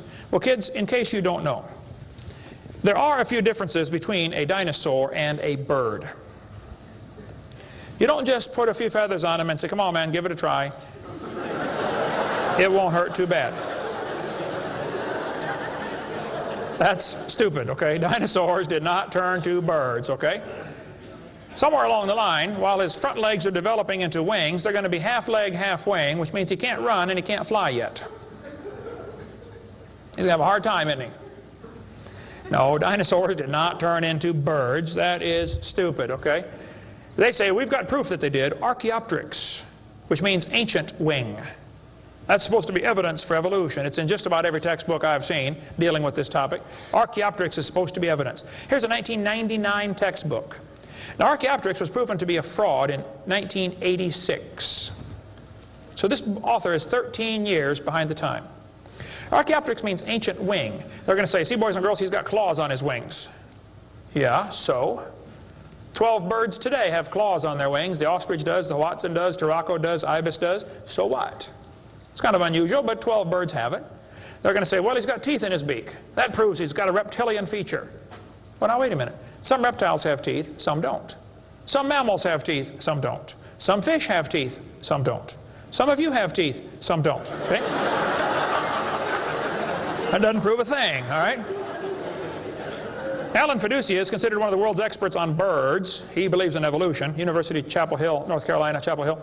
He said, paleontologists have tried to turn Archaeopteryx into an earthbound feathered dinosaur, but it's not. It's a bird, a perching bird, and no amount of paleo-babble is going to change that. It's a bird. By the way, even by their twisted thinking, birds are found in layers lower than Archaeopteryx. If you find fully formed birds in rock that you think is 130 million years old, then Archaeopteryx at 65 million years old cannot be a missing link, can it? Because birds were already here. Even with their dumb geologic column, it doesn't work. We cover lots more on that on video 4. They say bird feathers evolved from scales. Well, that's stupid. In the first place, they got from different genes on the chromosome, okay? Developed totally different. A scale is a hard wrinkle in the skin. They attach to the skin very differently. Feathers are incredibly complex, folks. Unbelievably complicated. They're both made from the same protein, keratin, and that's where the similarity stops. So what? Battleships and forks are both made of iron. Doesn't prove they both evolved from a tin can. Proves the engineer's using the same material for different functions. And God used keratin for fingernails and hair and scales and feathers. So, same designer, that's what it proved. A lot more on the bird evolution in the book Icons if you want to get that. Then they tell the kids about the peppered moth. Yes, boys and girls, somebody in England went around and counted the moths on the trees. Must have been a government project. They discovered it's 95% light moths and 5% black. Well, so the story goes, they burned coal in the factories, the trees turned black, and the moths changed to black moths. Because when they counted them again, they said they found 95% black and 5% light. Actually, the whole story is a lie. It never happened. After 40 years of watching, they found 2 moths on the trees. 2 total out of 40 years. So they glued dead moths to the tree to take a picture for your kid's textbook. Then he wanted to get a picture of a bird eating a moth, so he put some moths in the refrigerator to calm them down, so they got real nearly frozen.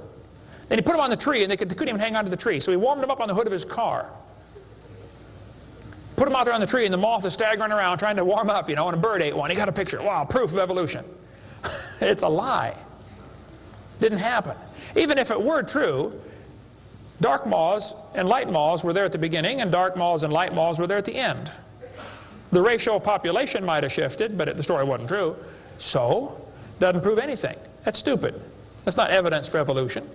They tell the kids, we've got vestigial structures. Now, a vestigial structure is something you don't need anymore. They'll say, boys and girls, you have an appendix that you don't need anymore. That's a vestigial structure. That's proof of evolution. Well, excuse me, you do need your appendix, okay? That is stupid. The appendix is part of your immune system. If your appendix is taken out, you can still live, okay? But it increases your susceptibility to quite a few diseases. You could live without both your legs and both your arms and both your eyes also. That doesn't prove you don't need them. Does it? There are no vestigial organs. And even if there were, that would be the opposite of evolution. That's losing, not gaining.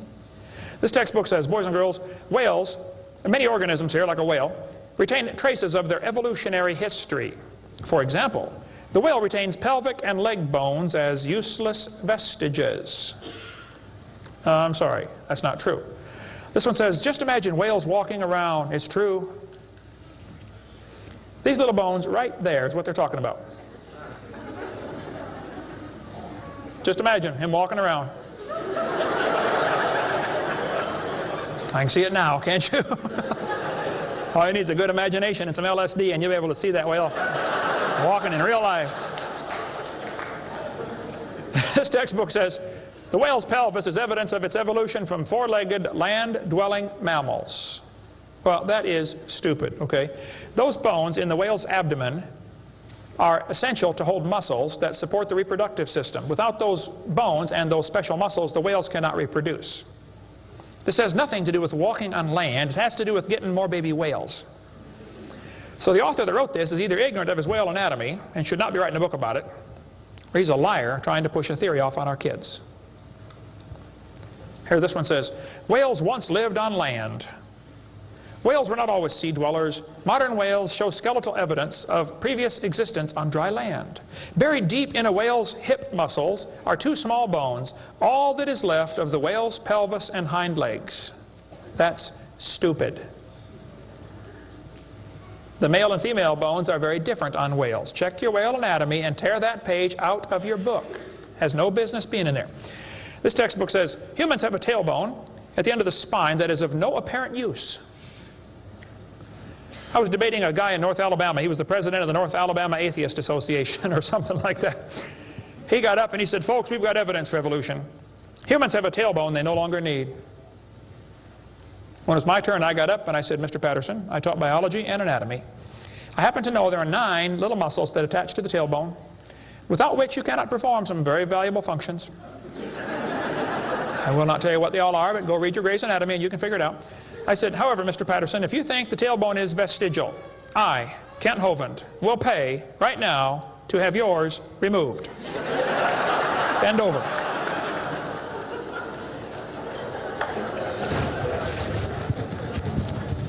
That is stupid, folks. The tailbone is not vestigial. This one says, the coccyx, that's the tailbone, the small bone at the end of the human vertebral column, has no present function and is thought to be the remainder of bones that once occupied the long tail of a tree-living ancestor. I was taught when I went to school, man used to have a tail, but he lost it because he didn't need it. I thought, didn't need it? Have you ever thought how handy a tail would be? Have you ever come to the door with 2 sacks of groceries? Wouldn't that be nice, man, be able to grab that door and walk right around and get in it? Lost it because we didn't need it. Man, you could drive the car and tune the radio knob and hold the Coke at the same time. We're going to tell the kids that lobe-finned fish show evolution. Yes, boys and girls, during the Devonian period, 410 million years ago, there were fish with lobe fins. What that means is a short arm and then the fin grows. Well, that's stupid, okay? The lobe-finned fish are still alive. They're called the coelacanth. And when they found the first coelacanth in 1938, first people didn't believe it. They said it can't be true because they died millions of years ago. When they finally proved, yes, they're still here, all they said was, wow, they survived for millions of years. Never dawned on them to maybe question the whole theory. Never dawned on them. When Dr. Roy Mackal went to Africa and did expeditions on dinosaurs still alive in the African swamp, University of Chicago microbiology professor Dr. Roy Mackal wrote this book. He went over there twice, interviewed folks who've seen living dinosaurs. People who've never seen a white man. When he showed them the Apatosaurus, they said, yeah, that's Mokele Mbembe. He lives out in the river. He's not friendly. Don't get close. Dr. Mackal said, fellas, that's a dinosaur. They've been dead for 70 million years. The natives said, well, we're sorry. We didn't know about that. All we know is we see them out there once in a while.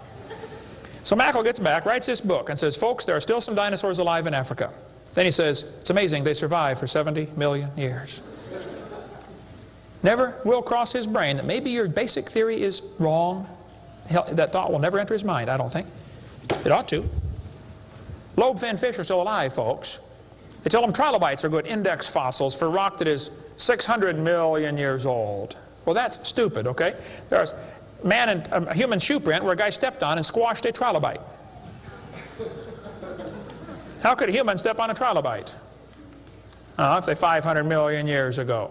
One guy said, maybe aliens visited the planet and stepped on a trilobite. Trilobite had the most sophisticated eye ever found in nature. It's one of the first animals to evolve, and it's already got the most complex eyeball. I don't think so. The whole thing about index fossils is stupid, okay? There aren't any index fossils. The graptolites are the index fossil for 410 million year old rock, and yet they're still alive right now in the South Pacific. They tell the kids the dinosaurs are index fossils for 70 million year old rock. Folks, dinosaur blood was found inside the bone. Don't you think it's going to decay in less than 70 million years? There's enormous evidence that man and dinosaurs have always lived together. We covered that for 2.5 hours on video number 3 of our blue series of tapes. Gene Thomas, missionary friend of mine, was in the Congo swamp for 42 years as a missionary. He said, I had 2 pygmies in my church that killed and ate one. Yes, dinosaurs are still alive. California, 1925, this thing washed up on the beach called California's Nessie. Laid there on the beach and rotted away. Here's a guy behind it with a rifle. In the front you can see the critter's head, neck going off to the right. The neck was 20 feet long. One atheist wrote me a letter and said, Hovind, you're so stupid. Don't you know that was a whale? Show me any neck on a whale, would you please? No, I think dinosaurs have always lived with man. They were called dragons for most of history. People killed most of them. There could be a few still around. It wouldn't affect me at all, okay? I don't think there's a lot of them, but there could be a few still out there. They changed the name in 1841 to dinosaur. That's all that happened. And man exterminated most of them. They're mentioned in the Bible. We cover all that in video number 3. They're going to tell the kids, we've got evidence for evolution. It works by natural selection. Well, yeah, natural selection works, but see, evolution is based on 2 faulty assumptions. Number 1, they say mutations make something new. That's never been observed. And natural selection makes it survive. That's never been observed. That sounds good theoretically, but it's never been observed. Mutations happen, there's no question, okay? Thousands and thousands of mutations happen. But even guys like Pierre Gross will say, no matter how numerous they may be, mutations do not produce any kind of evolution. They're only scrambling existing information. They're not adding anything new. Here's a 5-legged bull. That's a mutant. There's no new information added. Doesn't the bull already have the gene code to make a leg? You just built one in the wrong place, that's all. This is not new information. This is scrambled information. That's not new. Here's a short-legged sheep. He's the first one the wolf is going to catch. Go, boys, go. Here comes the wolf. Herman didn't make it. Here's a 2-headed turtle. That's a mutant. Not ninja, but he's mutant. He's going to freeze first winter. Nobody makes a double-neck turtleneck sweater. I've never seen one. I've been looking. See, a mutation is scrambling information that already exists. It's like you can take the letters from the word Christmas and get all sorts of different words, scrambling them up. But you never get Xerox, zebra, or queen. The letters aren't available. And a mutation does not give you new information. It scrambles existing information. This textbook shows the kids a 4-wing fly. Look what it says now, kids. You've got to be careful or you'll be tricked on this one. Normal fruit flies have 2 wings. This mutant has 4. This rare mutation, like most mutations, is harmful. Look what it says. Beneficial mutations are the raw material for natural selection. Oh, why didn't they show us one? Why did they show us an example of a bad mutation and tell us that good ones is how it works? Show me a good one. You know why nobody's ever shown a good mutation? Because nobody's ever seen a good mutation. One professor I was debating said, I know a good mutation. He said, people in Africa that get sickle cell anemia cannot get malaria. Wow, that's like saying, if you cut off your legs, you can't get athlete's foot. Yeah, you're probably right, but that's not a beneficial mutation. They tell them evolution and natural selection go together. He says, this textbook says natural selection causes evolution. That's stupid, okay? Natural selection doesn't cause any evolution. Natural selection is a conservative process that keeps the species strong. That's all it does. That's all it can do. It has no creative properties. Natural selection, nature can only select what there is to select from. If I said, I'm going to go around the world, I'm going to try to raise a race of people that are over 12 feet tall. So everybody under 12 feet tall, we're going to kill them. Year after year, we kill everybody under 12 feet tall. Well, there's nobody to select from, is there? Natural selection can only select what there is to select from. It's a conservative process. If you worked in a factory that produced cars and your job was to check for defects, you know, kick the tires, slam the doors, etc., drive it around, and you caught every single mistake and you rejected it, how long would it take that process to change the car to an airplane? You say it'll never change it. That's my point. Natural selection is like a quality control. It makes sure the bad ones don't survive, but it's not going to change it to something else. Survival of the fittest does not explain arrival of the fittest. And by the way, survival of the fittest is what is called a tautology. Kids, there's a big word. You can learn this. You can use this one on your brother. A tautology is a sentence that means nothing. You can say, oh, you're speaking in tautologies. I'll show you how it works. You say, Professor, why did it survive? I say, oh, because it's the fittest. You know, survival of the fittest. Oh, how do you know it's the fittest? Because it survived. I see. Is that the way it works? That's exactly the way it works. That's stupid, folks, okay? Actually, it's not survival of the fittest. If a whale goes through a school of fish and eats 80% of them, it's survival of the luckiest. I mean, if a snake crawls into a bird's nest and eats 3 out of 4 eggs, does the snake select the weakest of the birds to eat? There's still an egg, man. He's going to eat them all. Okay? Then they do this thing with the fruit flies for the kids. They'll say, boys and girls, we raised flies in the laboratory, and we nuked them and microwaved them and x-rayed them, and we got these flies to have mutated babies. We got flies with curled wings. They fly around, bzz, bzz, bzz, bzz, couldn't go anywhere. They got flies with no wings. What do you call that? A crawl. You can't fly. They raised all these mutated flies in the laboratory and said, you know what, folks? Every fly we got was worse off than Grandpa Fly. Yeah, so? So they tell the kids, you see, this proves that flies have evolved as far as they can go. No, this proves you're messing up with perfectly good flies, okay? God made them right and you're messing them up. Now leave them alone, all right? This guy says we've got proof for evolution because flies in the north have wings 4% larger than flies in the south. That's proof we all came from a rock. That's stupid, I'm sorry. Then they tell the kids, boys and girls, today you're going to learn to think critically.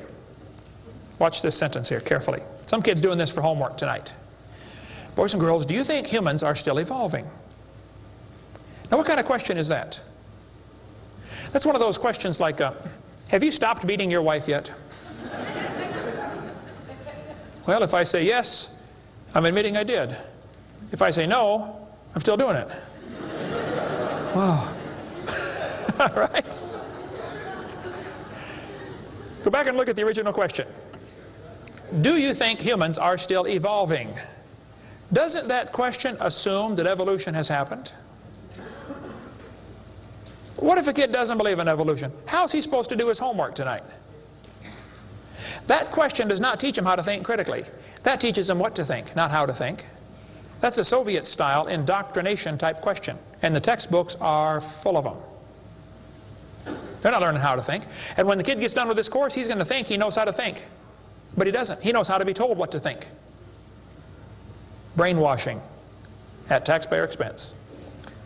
Quite a few lies in the textbooks covered in this one. We got a lot more in video number 4. Adolf Hitler said, "You let me control the textbooks, I'll control the state."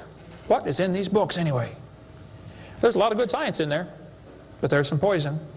Professor Wilson at Harvard University said, "As were many persons from Alabama, I was a born-again Christian. When I was 15, I entered the Southern Baptist Church with great fervor and interest in the fundamentalist religion. I left at 17 when I got to the University of Alabama and heard about evolution theory. 1 year of college destroyed his faith." Philip Wentworth said, "When I went to Harvard in the fall of 24, I was not only a Christian, I was a candidate for the ministry. Then for 4 years I underwent a process of mental readjustment which shook my little world to its foundations. Through it all, one thing was clear to me. If I could reconcile religion with intelligence, I knew that I could go on into my chosen career fortified by the experience. If I could not, every consideration of honor would compel me to make other plans. In the end, I gave up the ministry." Scott wrote me a letter and said, "Dr. Hovind, until I went to college, my faith in God was sound. My college history class helped destroy that faith. I started to doubt the Bible and God's Word. I even started to doubt Jesus was truly God's Son and that He died and rose for my sins. My best friend showed me your tapes and I was in awe of what I saw. Everything I thought I knew about life was changed." Praise God. People will sit home and watch a video that you will never get to come to church. Especially men. If they're sitting at home holding the remote.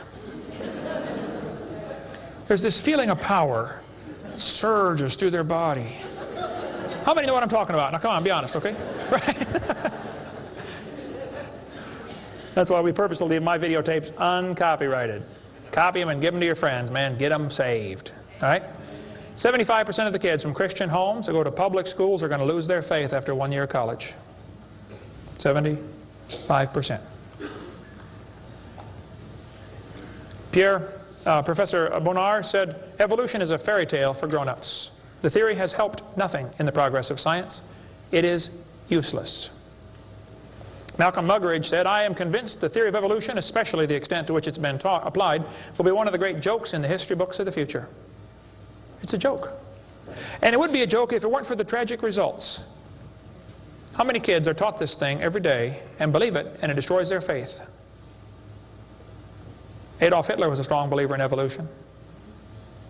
He thought the Jews were an inferior species and needed to be eliminated for the good of humanity. Joseph Stalin was an evolutionist. Trotsky was an evolutionist. Pol Pot from Cambodia was a strong believer in evolution. We covered lots more on that in video number 5. Scientists who go about teaching that evolution is a fact of life are great con men. The story they are telling may be the greatest hoax ever. In explaining evolution, we do not have one iota of fact. Evolution is a shell game. You ever seen those shell games where they put the pea down there and they put the 3 shells on it and the guy tries to get you confused, you know, he messes them around? Evolution is like a shell game. If you ask the biologist, where's the best evidence for evolution? He'll say, oh, it's in geology. I debated Dr. Pigliucci. It's debate number 12, I think, of my series out there, of the red series of tapes. Those are debates. I said, Dr. Pigliucci, you have gotten $650,000 in grant money to study evolution of plants. You've been teaching a course on the evolution of plants for 30 years. What is the best evidence of evolution you're aware of? And he said, the evolution of whales.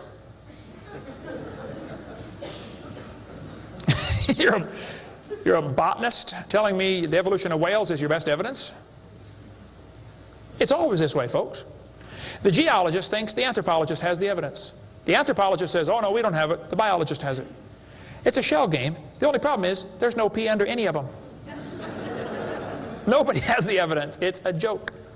Sir Arthur Keith was selected to write the foreword to Darwin's book when it was republished in 1959 because he was a strong believer in evolution.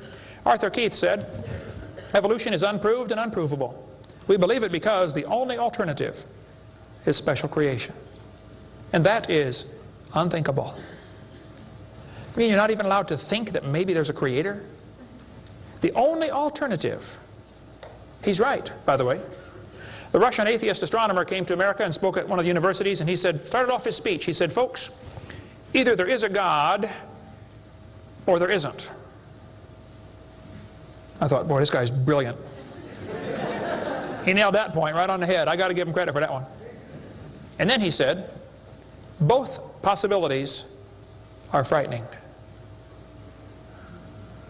I thought, wow, that's a good statement. You see, if there is a God, we better find out who He is and find out what He wants and do what He says. If there is no God, we're in trouble.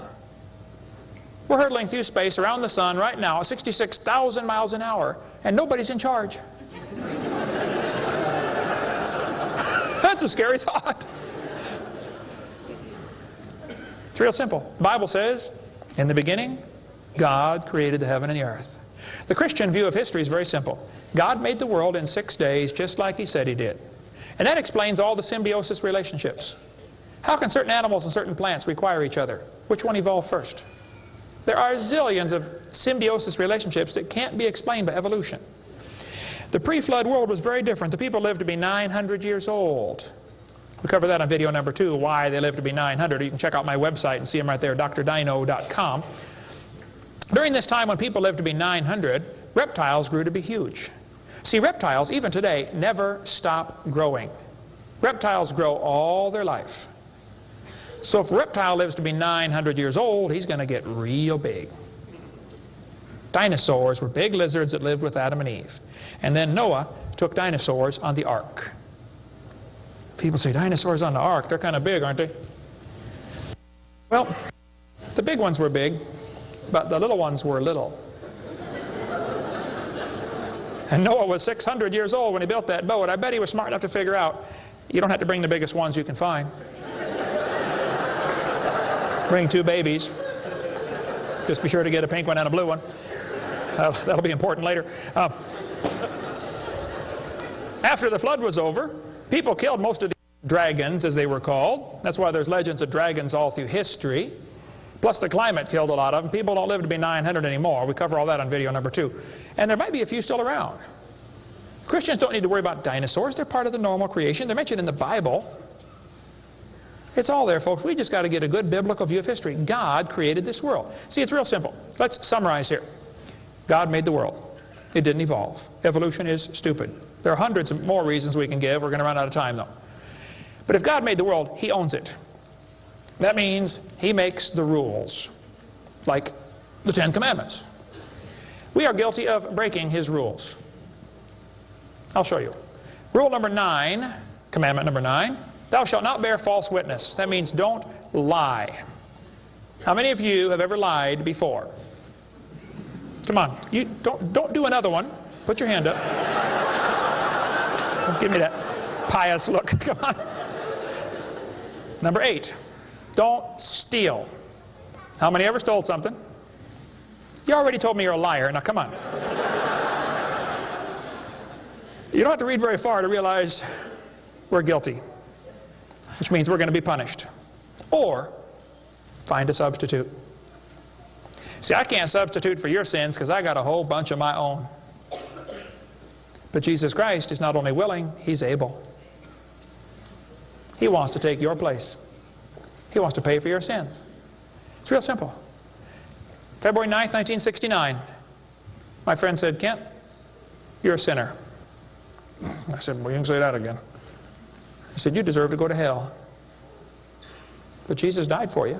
He wants you to save you. He wants to save you. If you'll ask Him, He'll save you right now.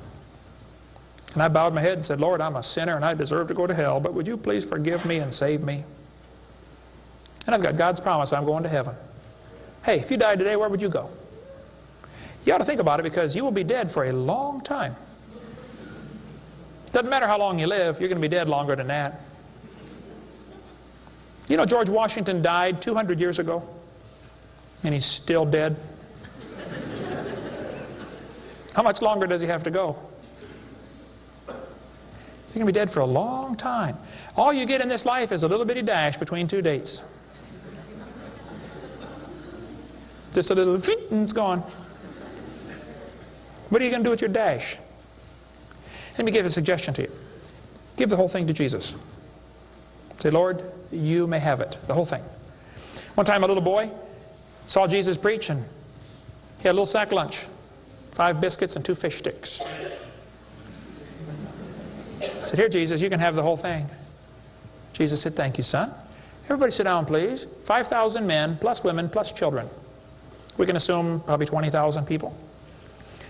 Jesus started breaking those fish sticks and bread up and making fish sandwiches and started passing them out to the disciples, and everybody sat down in the grass and they passed them out and passed them out and passed them out and passed them out. When they got all done, everybody was stuffed. You want another fish sandwich? Oh, no, I can't. No, man, I'm stuffed. He said, okay, disciples, gather up all the fragments. They got 12 baskets full of fragments left. That little boy came home from the meeting. Mama said, hey, son, how'd you like your lunch? Oh, Mom, you won't believe it. Was it good? Oh, it's good, Mom. You have any left? Hey, disciples, come on in here, would you please? See, he decided to give it all to Jesus. Now, he ended up getting fed himself. He's one of them 20,000 that got fed, you know. He could have kept it and got fed, or he could give it away and get fed. Worked the same either way.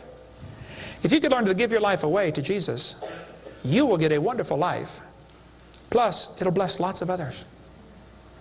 Some of you ought to quit worrying about knocking that dumb ball into the hole in the dirt and start worrying about who's going to heaven or hell. And you ought to quit worrying about getting a fancier car and a fancier house and start worried about who's going to heaven or hell.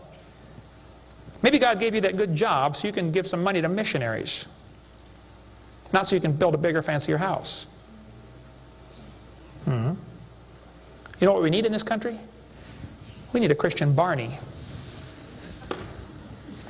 How many kids in this town tomorrow are going to be taught evolution on Discovery Channel, Nature Channel, National Geographic, textbooks, library books? How many? Thousands of them? And they're going to use dinosaurs, aren't they? Little 4-year-old kids get a book. Hey, boys and girls, dinosaurs lived millions of years ago.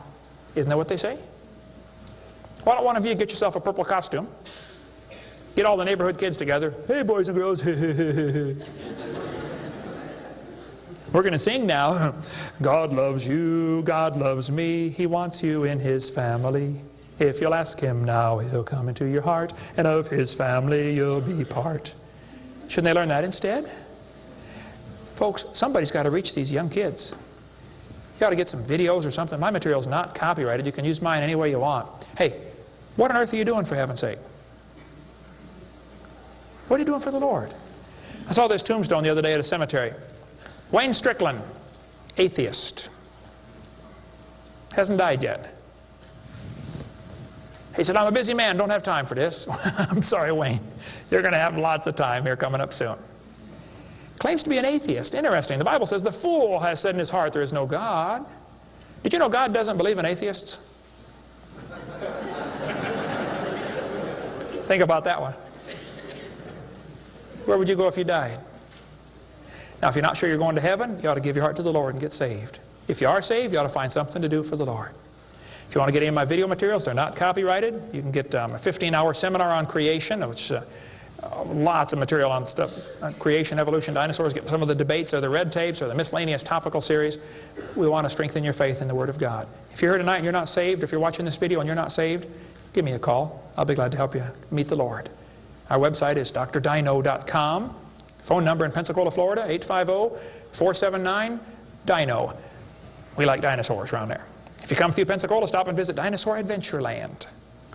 If you get a chance to go on the cruise, we'd love to have you come on the cruise, and we'll talk more about dinosaurs and creation and evolution. Thank you so much for joining us tonight.